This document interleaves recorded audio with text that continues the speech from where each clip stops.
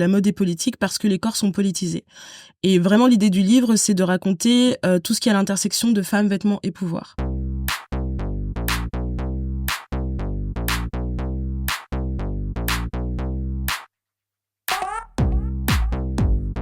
Bonjour Rokhaya. Bonjour Grace. Vous écoutez le podcast Kiffe ta race qui saute à pieds joints dans les questions raciales en France.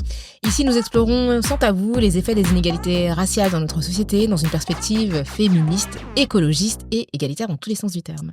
Pour cet épisode, les montages, mixages et réalisations sont confiés à Osama Ezaz du média Artisan de l'Esprit qu'on remercie. Les prises de vue et montages vidéo sont assurés par Alex Camara et son équipe qu'on remercie aussi. Alors, notre rapport aux vêtements traverse nos sociétés. L'industrie de la mode façonne notre monde. Les mannequins sont des modèles pour nos représentations de beauté.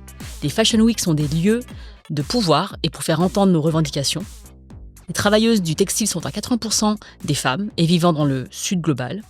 Appropriation culturelle dans la mode, représentation des modèles sur les podiums et l'histoire des violences de la culture du coton sont des sujets que nous aborderons dans ce Kiffe ta race du jour. Et pour en parler, nous avons le plaisir de recevoir Mélodie Thomas. Salut Mélodie. Salut. Coco. Alors, merci de venir nous faire part de ton expérience et de ton expertise. Tu es journaliste mode, tu écris sur la mode et sa place dans nos sociétés, tu as collaboré avec de nombreux magazines, tu as aussi cofondé à la newsletter What's Good avec Jennifer Padjemi, qu'on salue.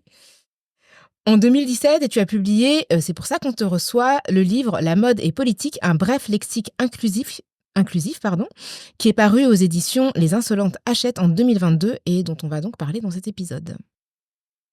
Alors dans Kiffe ta race, on a un petit rituel. On demande à notre invité si elle ou il se situe sur le plan racial. Par exemple, Rokhaya est en France perçue comme une femme noire et moi comme une femme asiatique. Et toi, Mélodie, est-ce que tu te situes et si oui, comment ? Ouh là là, large question. Donc moi, je me situe également comme une femme noire. Et j'ajouterais aussi que je suis adoptée. Donc ça ajoute, on va dire, une configuration, un aspect en plus à l'identité. Et t'es adoptée par des personnes qui ne sont pas noires. Exactement, je suis adoptée par des personnes blanches. Ok. Et est-ce qu'il y a un moment dans ta vie où tu as pris conscience de cette condition ? En fait, je dirais que mes parents ont toujours été très clairs et francs sur notre adoption avec mes frères et sœurs, parce qu'on a été plusieurs, on est tous d'origine haïtienne, on a tous été adoptés au moment de la guerre civile en Haïti qui s'est tenue à la fin des années 80 et enfin qui a commencé à la fin des années 80, je dirais. Et donc en fait ma conscience, on va dire, d'identité en tant qu'enfant adopté a toujours existé. Même si j'aurais pas dit que c'était une identité à cette époque-là. C'est-à-dire que je savais que j'étais une enfant adoptée, mais c'était plus un état de fait, plus qu'une vraie conscience politique. Et je pense que ça, c'est quelque chose qui est intervenu beaucoup, beaucoup plus tard dans ma vie, même si forcément ça m'a toujours accompagnée et que ça vient avec des questionnements, mais qui sont plutôt extérieurs finalement.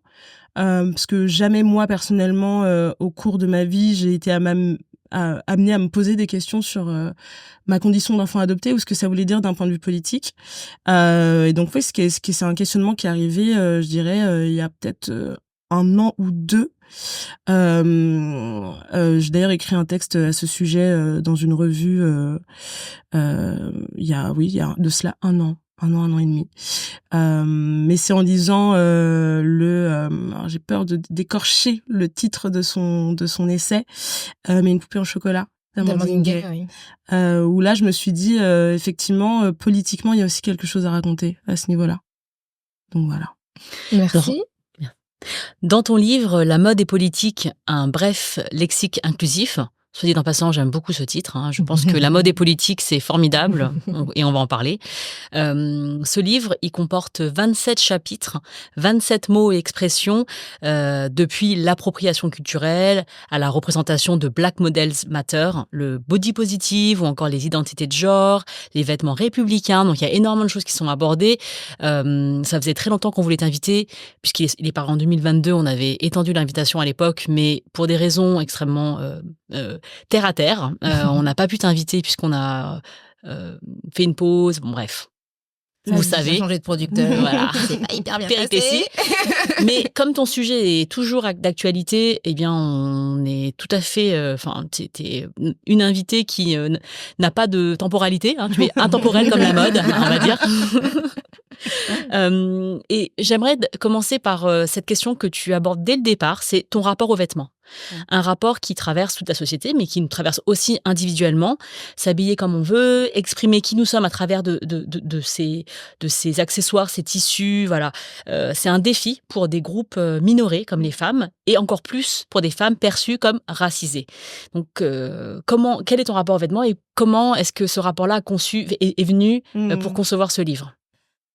En fait, je pense que ce qui est marrant, c'est que l'introduction, c'est peut-être la première chose que j'ai écrite sur le livre. Donc, quand je raconte l'histoire des vêtements du dimanche, où là, j'ai pris un peu l'envie de vraiment décider par moi-même la manière dont je m'habille, c'est parce que quand j'ai commencé à me dire, OK, comment expliquer cette idée selon laquelle la mode est politique, c'est la première idée qui m'est venue en tête. C'est la décision par soi-même de comment on s'habille et comment on finit par former un début d'identité. Et c'est assez marrant parce que ça intervient assez tôt. Si on demande à des filles ou à des copines ou des copains qui ont des enfants, c'est une des choses qu'ils vont remarquer. Ah ben en ce moment, il ou elle a décidé que c'était seulement cette paire de chaussures ou que c'était seulement ce manteau. Et donc, très vite, s'impose une forme de goût, d'individualité à travers le vêtement. Mais c'est très intéressant ce que tu disais aussi sur le fait que quand on appartient à des communautés minorisées, ça intervient aussi beaucoup plus parce que on est a priori déjà rangé dans une case. Dans une case pour laquelle on a défini pour nous aussi des codes esthétiques. Et donc, il faut jouer aussi avec ça. Et ça explique aussi que, par exemple, beaucoup de personnes minorisées, qui vont être, par exemple, issues de deuxième ou troisième génération immigrée, vont avoir tendance soit à aller vers des codes tels que ont pu les établir les communautés respectives auxquelles ils ou elles appartiennent, soit aller à l'encontre pour correspondre à ce que la majorité, la manière dont la majorité s'habille, pour vraiment s'ancrer finalement. Dans une histoire qui serait vue, si on parle localement, française, ou en tout cas occidentale. Donc voilà, je pense que à travers ce livre, j'avais vraiment envie de rendre accessible, moi il y a un terme que j'adore, c'est vulgariser. J'avais vraiment envie de vulgariser en fait l'histoire de la mode et montrer que contrairement à ce qu'on peut laisser entendre, parce que généralement quand on parle de mode, on a un peu cette tendance à toujours l'orienter vers le luxe et donc vers des choses qui sont très très excluantes, ce qui font que les gens ne se sentent pas concernés par la mode. Et ils n'ont pas l'impression que leur consommation, leur manière de s'habiller, leur manière de penser le vêtement sont aussi des actes politiques. Alors que, on le sait, voilà, aujourd'hui, quand on parle d'éco-responsabilité, on sait très bien que notre surconsommation vestimentaire, elle a un impact sur la nature, elle a un impact aussi sur les droits des êtres humains qui fabriquent nos vêtements. Donc voilà, il y a tous ces enjeux-là que j'avais un peu envie de remettre au centre. Et voilà, c'était l'idée. Et puis surtout, j'avais aussi envie de revenir sur des termes qui ont pu traverser l'actualité de la mode et l'actualité de la société aussi. Mais je trouve qui, pour le coup, sont racontés d'une manière un peu galvaudée par les médias. On pourra y revenir. Mais comme quand on parle de mode, ce qui n'est pas vu comme étant un sujet très sérieux, on a tendance à grossir le trait. C'est plutôt raconté en plus par des éditorialistes qui vont pas faire appel forcément à des experts en mode parce que pour eux, ça serait limite rabaisser le sujet et non pas l'élever comme ils entendent le faire. Et donc, du coup, on entend un peu tout et son contraire. Si on prend, par exemple, la question de l'appropriation culturelle, c'est devenu est-ce qu'on a le droit ou est-ce qu'on n'a pas le droit de Alors que c'est pas la question qui est posée par l'appropriation culturelle. J'ai fait un entretien croisé avec Caroline Forest. Alors, me demandez pas pourquoi je fais ce genre de choses. Mais...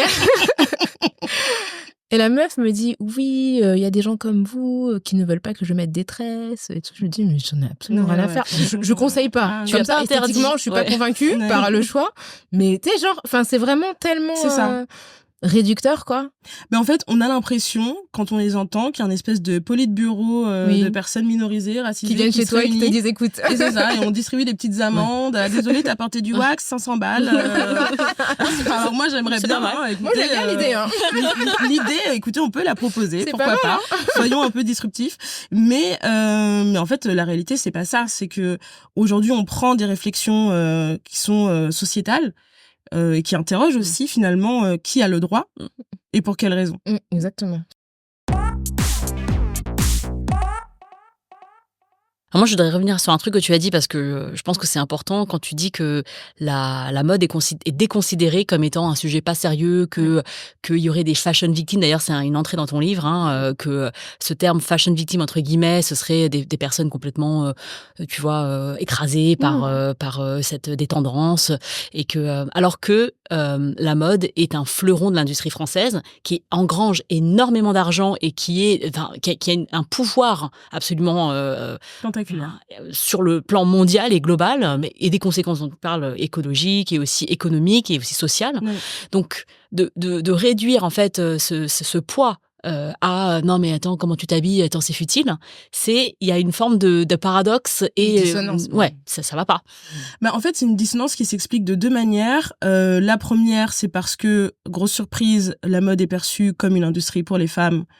Et on sait que les femmes, elles sont quand même moins malignes que le reste, et que c'est moins important, et que voilà. Donc, c'est un sujet qui est déconsidéré parce qu'on déconsidère les femmes. Et que majoritairement, c'est une industrie dans laquelle on va trouver énormément de femmes. Et la deuxième explication aussi, c'est que quelque part, l'industrie de la mode, ça l'arrange qu'on la considère comme étant apolitique. Parce que, en fait, on veut continuer à nous faire croire que ce qui est vendu, c'est véritablement du divertissement, du bonheur, du plaisir. Voilà, on s'habille, on est content. On vend du rêve. On vend du rêve. Mais en insistant sur ça, ça permet aussi de dissimuler tout ce qui permet à ce rêve d'être vendu. Et donc là, on dissimule l'écologie et on dissimule la question des droits humains. Et je voulais poser aussi la même question du rapport aux vêtements à Rokhaya Diallo, ici présente. Parce que j'ai entendu dans le podcast de Lorraine Bastide qui s'appelle Folie douce, qu'on salue, mais parce que tu m'avais pas, peut-être que tu me l'avais déjà dit, mais ça m'avait pas, mais là je l'ai entendu, que ta mère est styliste, modéliste, et que donc elle a toujours une petite suggestion, un commentaire ou un conseil à te donner sur tes vêtements, ce qui est important. Ma mère, c'est le genre de personne qui, quand tu es sur LCI en train de faire un débat sur l'Ukraine, t'envoie un texto en te disant « Tu sais qu'on te voit de dos, ta veste est froissée. » J'adore. Le retour à la réalité. Redresse ton t-shirt. Ma mère, pour le coup, c'est vraiment la police de la mode. Oui, effectivement. En fait, j'ai cette chance d'avoir une maman qui a toujours cousu. Donc moi, j'ai vraiment grandi dans les chutes de tissu, au son de la machine à coudre, avec une mère qui nous faisait aussi nos vêtements. Ce qui était super quand il y avait des mardis gras, parce qu'on pouvait vraiment avoir la robe de princesse, la cape de Zorro, hyper facilement. Et puis elle faisait des vêtements aussi pour les femmes du quartier. On habitait dans le 19e. Il y a pas mal de femmes, notamment d'origine malienne, et donc elle faisait des vêtements, elle les vendait, elle avait son petit business de vente. Vraiment, elle suivait un peu les modes et très très attentive à ça. Et puis c'est vrai que ma mère est sénégalaise et au Sénégal, les vêtements c'est hyper important. C'est vraiment un truc de fou. Auquel j'étais pas très sensible étant enfant, mais auquel je suis redevenue sensible, pas seulement adulte, mais dans un rôle de représentation où là je me suis rendu compte que déjà être noir c'était quelque chose, mais en plus avoir une certaine apparence vestimentaire ça charriait aussi énormément de choses, et je me rends bien compte que c'est aussi un élément de rapport de force. C'est-à-dire que quand t'es une meuf noire et que t'arrives avec un look inhabituel et que t'es hyper bien dedans, t'as déjà c'est comme si t'avais une espèce d'avance dans le débat. Tu sais, t'arrives, ils se disent, bon, la meuf, si elle arrive comme ça, c'est que vraiment, elle doit savoir de quoi elle parle. C'est ça. Pour être aussi sûre d'elle avec son truc multicolore en wax, c'est que... Mais tu vois, c'est assez marrant parce que je trouve que... Tu vois, tu parles de la manière dont on peut déconsidérer certaines pratiques vestimentaires ou de mode quand elles sont portées par certaines personnes. Mais en fait, quand tu t'appropries le truc et que tu le portes fièrement, les gens finissent par te reconnaître quelque chose. Oui. Et tu vois, c'est vraiment une expérience sociale que je trouve hyper intéressante. Mais du coup, c'est vrai que maintenant, je suis attachée à ce que je renvoie au-delà de ce que je dis aussi. Oui, en fait, c'est hyper intéressant parce que c'est la question du vêtement comme une arme aussi. Et comment, parce qu'on est attendu au tournant, on va dire, le fait de savoir jouer avec les codes vestimentaires, ça devient une force et ça devient une manière de déstabiliser aussi la personne en face de soi qui va pas vraiment pouvoir nous ranger dans la catégorie à laquelle elle s'attendait. Exactement. Et donc, en fait, on gagne un petit peu le bras de fer à ce moment-là. Ouais, c'est super juste. Moi, j'adhère beaucoup à cette idée que le vêtement, c'est une armure pour nous et que ça nous permet, c'est quelque chose c'est entre nous et le monde, et aussi la vision qu'on a de nous dans le monde. Parce que moi, j'ai grandi dans une famille où on avait un rapport au vêtement extrêmement économe. Tu sais, justement, il y avait cette idée que si tu pensais à comment tu t'habillais, que tu te peignais les ongles, t'allais pas avoir de futur, en fait, quoi. Waouh. Ouais. Ça se jouait à vraiment pas grand-chose. La couleur de tes ongles. Le vernis, ouloulou. T'auras pas le bac. Ah, mais je me souviens d'une cousine qui adorait le maquillage et à qui les tatas disaient, de toute façon, toi, c'est mort. Hein. C'est mort dans la vie. Et c'était horrible parce que ça veut dire que, ça voulait dire que il y avait, c'était, en fait, le discours dominant, parce que ce que tu dis, c'est-à-dire que vous, les femmes, vous êtes écervelées, et que si, la couleur de ton vernis, c'est important pour toi, c'est que ton futur, il est limité. Et donc, moi, j'ai dû réapprendre à prendre soin de moi et à prendre soin de mon apparence comme étant quelque chose d'important politiquement, parce que c'est quelque chose qui va m'aider, en fait. C'est un accessoire de mon être, en fait, quoi. Et enfin. Mais tu l'as réprimé quand t'étais petite, du coup, t'avais envie de te peindre les ongles comme ta cousine. Est-ce que tu t'es empêché de le faire à cause de ce qu'on disait, ou ça t'est venu plus tard? Oui, il y a eu cette idée que tu sais, le truc de la menace du stéréotype, là. C'est-à-dire que je me disais, mais si j'entre dans ça, je vais, je me confronte, en fait, à ma famille, en fait. Et il m'arrive encore, donc j'ai donc 44 ans, de sortir et de sortir en douce, enfin je veux dire, si je suis bien habillée, j'ai honte devant ma famille, devant ma famille, parce que j'ai peur qu'ils se disent, mais qu'est-ce qu'elle va faire, c'est futile, et elle va faire ses futilités, parce que c'est terrible, en fait, à mon âge, de encore avoir cette menace qui plane de attention, si tu fais un truc sérieux avec ton cerveau, t'as pas besoin de t'habiller, puisque c'est l'intérieur qui compte, la beauté intérieure. Mais en fait, c'est fou ce que tu dis, parce que ça rejoint le fait que toutes ces conversations, on va dire, de déconstruction politique sur les apparences, en fait, c'est des sujets hyper récents. Et c'est aussi une des raisons du livre, c'est parce que, je sais pas si vous vous souvenez de toutes les conversations au début des années 2000, notamment dans les milieux féministes, où il y avait eu toute cette conversation, notamment dans les milieux lesbiens, sur les lipsticks. Qui sont celles parmi les féministes qui mettent du rouge à lèvres, oui, bien sûr. Et du coup, est-ce que ça fait de toi une bonne ou une mauvaise féministe? Oui, bien sûr. Et aujourd'hui, notamment chez les femmes lesbiennes. Exactement. Ouais. Et aujourd'hui, on a l'impression que c'est un débat totalement lunaire. Ouais, c'est ça, c'est clair. Mais c'était il y a même pas 20 ans, quoi. Ouais, c'est vrai. Donc en vrai, c'est vraiment des conversations qui sont très très contemporaines et qu'on continue de déconstruire au fil des générations, mais on continue encore à porter certains stigmates sur qu'est-ce que ça veut dire d'être une femme qui prend soin d'elle. Alors, Mélodie a du gloss. J'annonce la couleur. Exactement. Moi, j'ai un rouge à lèvres. Rokaya aussi, un petit gloss. Moi, c'est un mi-gloss, mi-rouge à lèvres. Tu vois, je suis entre les deux. On assume. C'est parce qu'on est filmé. Avant, franchement, autrefois, quand on n'était pas filmé, on pouvait venir en survette. Mais... Arrête de... Non, il faut vendre du rêve, là. Moi, je venais en survette, en tout cas. Alors, tu as un chapitre, effectivement, tu l'as évoqué, qui est consacré à l'appropriation culturelle. Oui.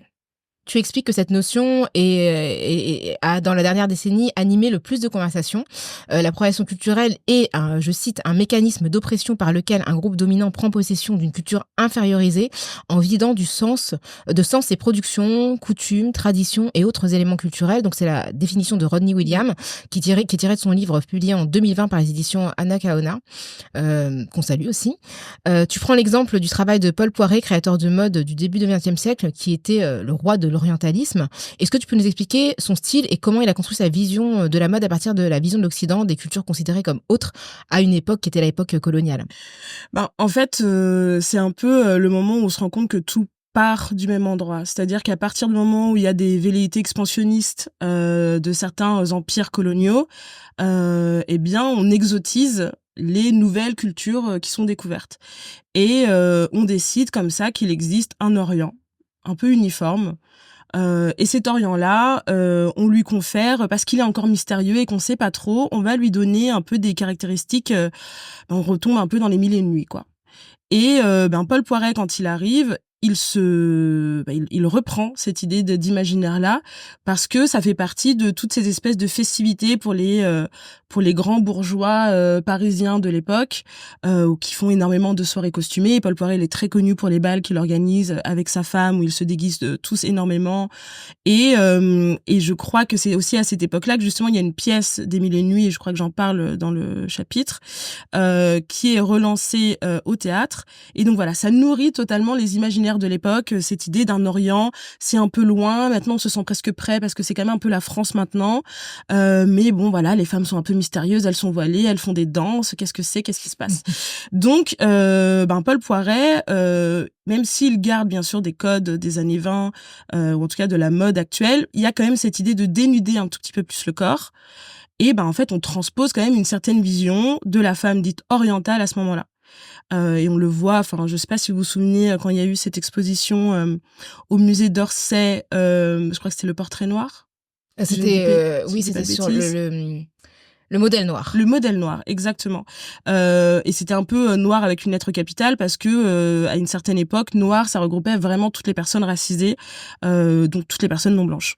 Et donc on retrouve, on va dire, certains tableaux orientalistes. Si vous avez l'occasion de regarder le livre d'exposition, on retrouve certains tableaux orientalistes ou exotisants, en tout cas, sur les femmes dites d'Afrique subsaharienne ou alors de l'Orient.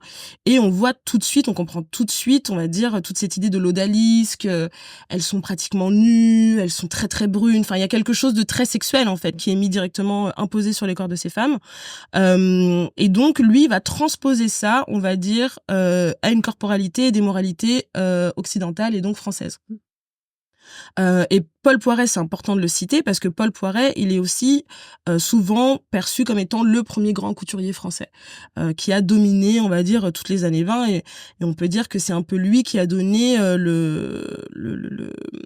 l'image du grand couturier tel qu'on a pu la connaître ensuite à travers les époques. C'est intéressant de rappeler ce que doit la grande couture française en fait aux conquêtes coloniales et aux populations colonisées. Exactement. Et il y a plein de pièces comme ça, notamment j'en ai pas, je crois, parlé dans le mot sur les personnes handies, mais il y a tout le rapport au pyjama, notamment le pyjama qui vient d'Inde à l'époque et qui ensuite est récupéré, donc devient un vêtement d'intérieur.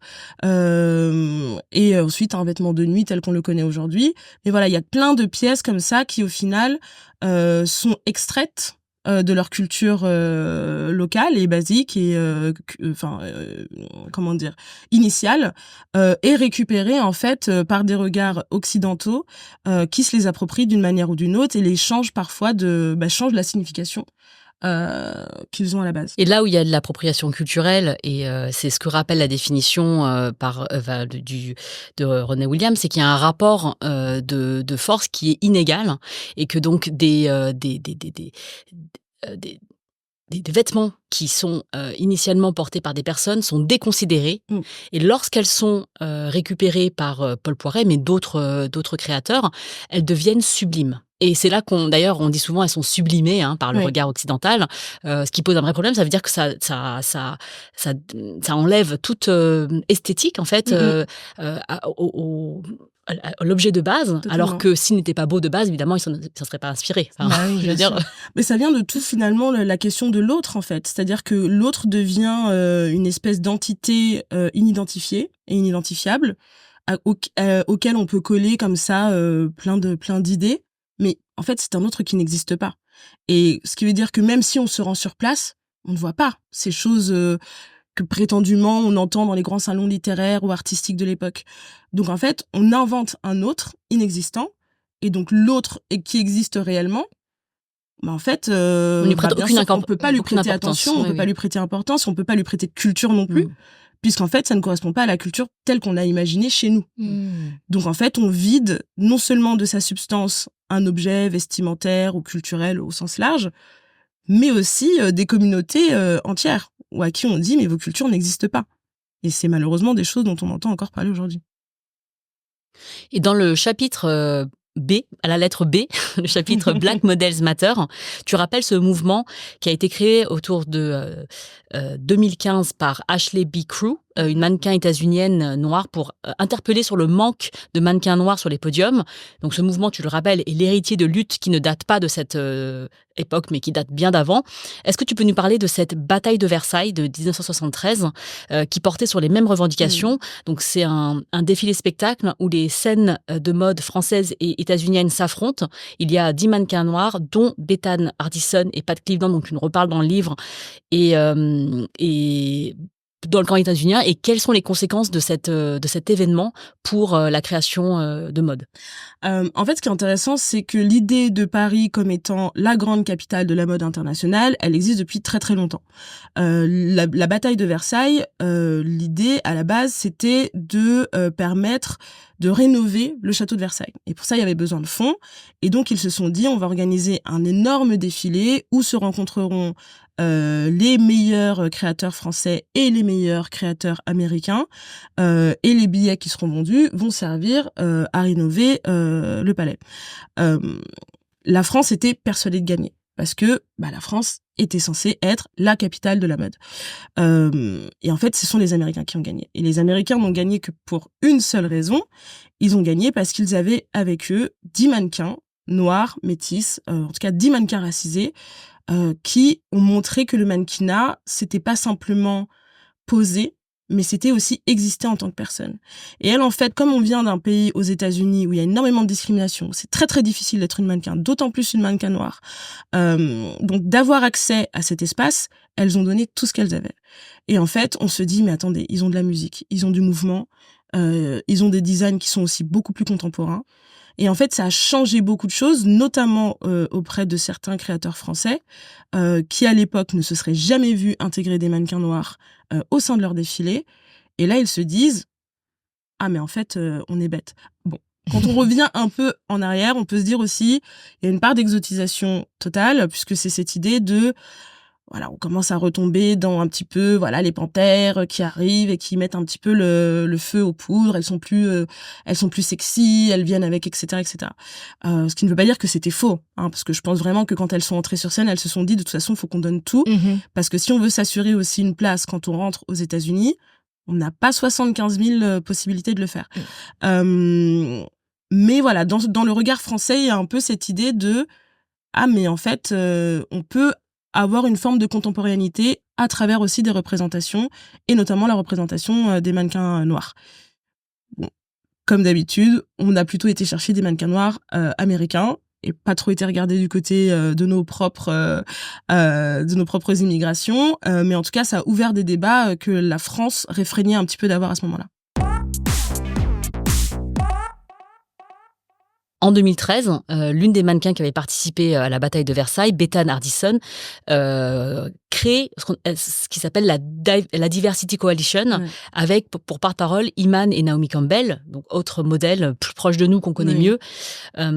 Et donc elle dénonce à nouveau le manque de représentation noire sur les podiums. Et je la cite dans ton livre, tu dis « Peu importe l'intention, le résultat est le racisme ». Ça, c'est la lettre ouverte qu'elle écrit à l'industrie de la mode. Et donc, et je recite, la décision d'utiliser essentiellement des modèles blancs révèle un trait indigne avec la société moderne. Elle ne peut plus être acceptée ni confondue avec l'utilisation du modèle asiatique. Et c'est là que j'aimerais quand même qu'on s'attarde un petit peu, parce que tu expliques dans ton livre que suite à la bataille de Versailles, il y a eu une décennie où il y a énormément de ce qu'on appelle la diversité, donc plus de mannequins noirs sur les podiums. Et après, ça a disparu. Il y a eu, comme tu vois, un backlash, je sais pas comment, si c'est ça qu'on pourrait utiliser comme terme, mais aujourd'hui, depuis quelques années, on voit de plus en plus de modèles est-asiatiques, chinoises, à la peau claire, sur les podiums, dans les défilés, même les influenceuses mode. Et ça, c'est... si vous voulez, cette visibilité croissante des modèles asiatiques, elle est souvent perçue comme une garantie de diversité globale. C'est-à-dire, regardez maintenant, et il y a des... parce que dans le monde, l'image de la mode, c'est aussi l'image de femmes asiatiques, de travailleuses. En fait, des vêtements qu'on porte, des vêtements de fast fashion aussi, puisque c'est aussi la mode qui nous est accessible en tant que personnes des classes laborieuses. Donc, c'est les travailleurs du textile d'Asie de l'Est, du Sud, du Sud-Est. En Asie, mais aussi aux États-Unis, puisqu'il y a aussi des migrations qui font que ce sont ces personnes-là qui sont dans ces jobs-là. Et depuis les années 2010, il y a une émergence d'influenceuses sur la scène mode qui sont en front row, comme on dit, donc Suzy Bobble, Brian Boy, Amy Song, Fashion Toast, enfin bon. Et il y a cette illusion que c'est une diversité, mais en fait, il y a des chercheurs et des chercheuses qui ont constaté que ça venait renforcer en fait des inégalités de représentation et aussi des stéréotypes racistes, parce que ce sont c'est un peu les minorités modèles de la mode. J'utilise toujours ce terme à toutes les sauces. Et donc ça, c'est aussi un leurre qu'on peut avoir en matière de représentation de la mode, c'est que il y a des mannequins, peut-être avec des carnations différentes, mais en fait, finalement, ce sont les mêmes stéréotypes qui reviennent. En fait, ce qui est hyper intéressant, ce livre, c'était important pour moi de l'écrire, mais en même temps, c'était très frustrant parce qu'il y avait beaucoup de choses que j'aurais pu ajouter. Et notamment la question des mannequins asiatiques que je trouve passionnante, et peut-être un jour, ce sera l'objet d'un autre livre ou d'un sujet. Mais si on reprend le début de ce que tu racontes, effectivement, on a eu toute cette période des années 70, 80, 90 où il y a eu énormément de diversité, notamment on a eu des mannequins noirs qui étaient sur les podiums, venus majoritairement des États-Unis, mais on a eu aussi des grandes stars de la mode française comme Katusha, etc. Donc voilà, il y a eu cette effervescence pour les mannequins noirs. Et ça s'arrête au début des années 2000. Mais ça s'arrête pourquoi ? Parce que c'est la chute de l'URSS, fin des années 90, début des années 90 jusqu'au début des années 2000. Et en fait, c'est le moment où la mode devient un petit peu prédatrice et se dit, mais il y a toutes ces jolies filles dans les pays de l'Est qui, en plus de ça, vont travailler pour vraiment pas grand-chose pour pouvoir nourrir leur famille sur place. Ça va donner des déboires tels qu'on en entend de plus en plus ces dernières années sur tout ce qui a pu se passer dans les années 90 et 2000 dans la mode, avec des accusations d'agression sexuelle, de harcèlement moral et sexuel, bref, bonnes atrocités. Et c'est ce qui fait que le mannequin blanc redevient dominant. Bien sûr, il y a beaucoup de gens qui vont dire, il y a des choses, on va dire, voilà, c'est aussi des questions de tendance. On a eu beaucoup de mannequins noirs, on a eu beaucoup de mannequins avec les supermodèles qui avaient de la personnalité. Maintenant, on veut que le vêtement reprenne la position principale. Bon, on a trouvé une petite mine d'or où ça nous coûtait très peu cher de faire venir des filles qui demandaient pas grand-chose et qui se retrouvaient à des âges beaucoup plus bas que ce qu'on aurait pu autoriser dans les pays occidentaux à travailler, pour la plupart sans contrat de travail, sans assurance, sans rien. On en revient toujours à la question financière, faut pas l'oublier. Donc voilà, il y a cette domination du mannequin blanc, majoritairement venu des pays de l'Est, qui arrive, on va dire, qui s'affirme dans les années 2000 et 2010. Et puis il y a un tournant qui s'opère, fin des années 2000, c'est l'arrivée des réseaux sociaux. Et la question des influenceurs asiatiques, elle est prédominante à cette période-là, parce qu'en fait, quelque part, ils viennent apporter une représentation qui manquait. Pour quelle raison ? Parce que le marché chinois se développe énormément, mais comme la colonisation a bien fait son travail, les pays asiatiques ne veulent pas de mannequins asiatiques sur leur propre défilé. Sauf que les influenceurs qui commencent à faire parler à ce moment-là sont des influenceurs asiatiques. Et c'est eux qui arrivent, à travers les réseaux sociaux, à travers les blogs, à se faire un nom et à obtenir une légitimité. Et à être invités en premier aux abords des défilés, sur les front rows, etc., etc.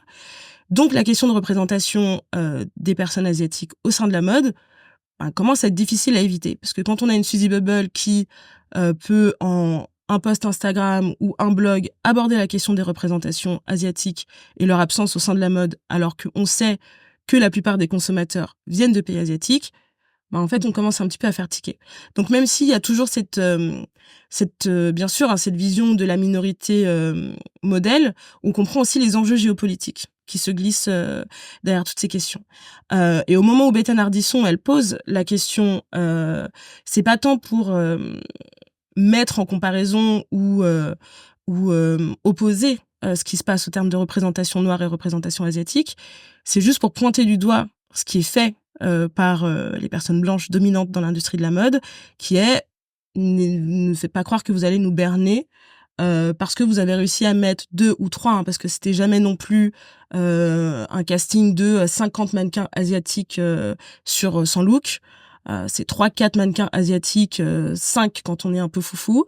Et on se dit, voilà, on a mis 5 mannequins asiatiques, du coup, la diversité, on est OK. Et en fait, elle, ce qu'elle veut dire, c'est la diversité, parce que c'est pas ça. Vous continuez à tokeniser des personnes minorisées, et en fait, on le voit. En fait, maintenant vous êtes vus, et maintenant que vous êtes vus, qu'est-ce qu'on fait? Et ce qui est hyper intéressant, c'est que c'est une lettre ouverte qu'elle a fait avec, en plus, 2 des mannequins les plus iconiques. Iman, c'est les années 70, mariée avec David Bowie, qui elle, en plus, dès les débuts de sa carrière, a été très très vocale sur la question du racisme, puisqu'elle qui est a africaine été aussi. Exactement, C'était, qui a été découverte par Peter Bird, qui avait fait croire quand elle est arrivée que c'était une sauvage qu'il avait trouvée dans la brousse, qui parlait pas un mot d'anglais. Alors qu'elle parle 5 ou 6 langues. Ah voilà, elle était en fac de droit, elle parle 5 ou 6 langues. Enfin, voilà, c'était une femme accomplie, très éduquée, etc. Donc c'était vraiment cette espèce de, encore une fois, exotisation et puis minorisation de la femme africaine. Et puis Naomi Campbell. Naomi Campbell, qui, qu'on apprécie ou pas la personnalité, est, je pense, la mannequin la plus iconique de l'histoire de la mode. Tout type de mannequinat confondu. Naomi Campbell, c'est littéralement une mannequin qui peut arriver sur un défilé aujourd'hui et faire pleurer la salle. C'est le pouvoir de Naomi Campbell, c'est ça, malgré toutes les polémiques qu'elle peut avoir derrière elle. Et elles sont nombreuses. Mais voilà, donc elle s'entoure de ça, et Beth Lardisson, non seulement c'est une mannequin qui a travaillé, enfin qui a défilé pendant la bataille de Versailles, mais ça a été aussi une agente de mannequins qui a œuvré à la représentation de personnes racisées tout au long de sa carrière. Et en fait, elle revient avec ça. Elle revient avec cette lettre ouverte. Et elle interpelle directement. Avec cette lettre, il y a la liste de toutes les marques qui ne font pas le travail. En fait, ce qu'elle fait, c'est véritablement, c'est la lettre écarlate. Elle pointe du doigt les gens et elle leur dit « On sait qui vous êtes et vous ne faites pas le travail ». Et ça, aujourd'hui, je pense qu'on a beaucoup de mal à l'imaginer. Je suis pas sûre qu'il y ait quelqu'un. Je suis pas sûre qu'il y ait quelqu'un qui puisse se permettre de faire ça. Ça peut être très coûteux, en fait. Ah, mais c'est le genre de choses, aujourd'hui, tu te fais blacklister en 2 minutes à citer des marques de LVMH comme ça. Parce que tu dis aussi dans le livre, tu dis que plus il y a d'argent dans les marques, et moins elles prennent de risques. Et donc, parce que des fois, on se dit, non, mais ils ont tellement d'argent, pourquoi est-ce que ils ne prennent pas des engagements? Mais en fait, c'est que plus tu as d'argent, et moins tu y vas, quoi. Oui, et puis il faut pas oublier que la mode, ça reste une industrie commerciale.